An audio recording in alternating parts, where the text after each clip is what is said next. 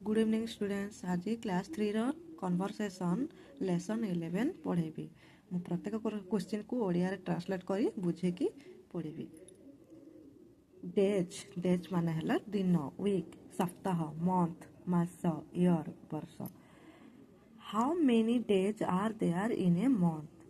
Mask केते दिन? There are 30 days in a month. मासक 30 दिन। How many weeks are there in a month? मासक केते सप्ताह? There are 4 weeks in a month. मासक 4 सप्ताह। How many days are there in a week? सप्ताह को केते दिन?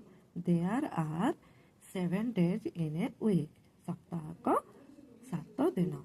How many months are there in a year? वर्ष को केते मास? There are 12 months in a year. वर्ष को 12 मास। Name the months of the year. वर्षर प्रत्येक मासर नाम है जनवरी, फेब्रुआरी, मार्च, एप्रिल, मे, जून, जुलाई, अगस्त, सेप्टेम्बर, अक्टोबर, नवेम्बर, December.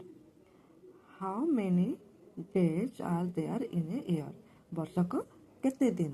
There are 365 days in a year. वर्ष को 365 दिन। How many weeks are there in a year? वर्ष को केते सप्ताह?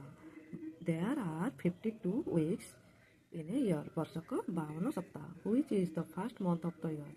वर्षर प्रथम मास केउ मास? January is the first month of the year. वर्षर प्रथम मास जनवरी मास। Which is the last month of the year? वर्षर शेष मास केउटी? December is the last month of the year. डिसेम्बर वर्षर शेष मास। Which month has 30 days is? केउ मास गुड़िक 30 दिनिया?